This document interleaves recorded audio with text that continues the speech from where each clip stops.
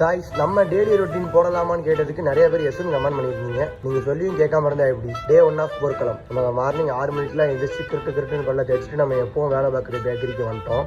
6 மணிக்கு வரணும், நம்ம 6:45 தான் வந்திருக்கோம். சரி, வந்ததே லேட்டு, வேலையை சீக்கிரமாக முடிச்சிடுவோம்னு சொல்லிட்டு ஒரு பிஜிஎம் போட்டு வேலையை ஸ்டார்ட் பண்ணிட்டோம்.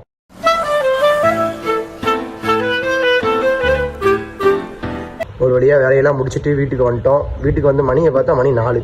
இனிமேல் தான் மெயின் போர்க்கிழமை ஆரம்பிக்க போகுதுன்னு சொல்லிட்டு ஆல்ரெடி நம்ம டோலு பானிபுரி பொறிக்க ஆரம்பிச்சிட்டோம்ல. நம்ம அப்படியே யங்ஸ்டர்ஸ்லாம் இன்ஸ்பிரேஷனான வீடியோஸ் விளாக்ஸை பார்த்துட்டே நம்ம வேலையை ஸ்டார்ட் பண்ண ஆரம்பிச்சிட்டோம். கடை வேலையை முடிஞ்சுட்டு நம்மளும் ரெடியாகி ஷாப்புக்கு தேவையான திங்ஸ்லாம் எடுத்து வச்சுட்டு மணியை பார்த்தா மணி 6 ஆகுது. டீன்னு சொல்லிட்டு பட்டுன்னு ஓடி குடுன்னு வந்துட்டோம். வந்ததே லேட்டு. நம்ம கடையை சீக்கிரமாக போடலான்னு பார்த்தா நம்ம கடையே போடக்கூடாதுன்னு சொல்லிட்டு வண்டி நிப்பாட்டி வச்சுட்டு இருக்காங்க.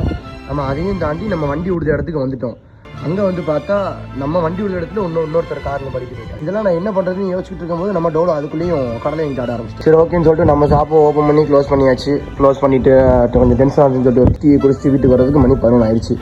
அப்படியே கொஞ்சம் ஃப்ரெஷ்ஷப் ஆகிட்டு நம்ம வீடியோவையும் எடிட் பண்ணிவிட்டு நம்ம கிளைண்ட் வீடியோவையும் எடிட் பண்ணிவிட்டு போர் அடிச்சுதேன்னு வீடியோ சுற்றி வரணும் விளாக்ஸ் பார்க்க ஆரம்பித்தேன்.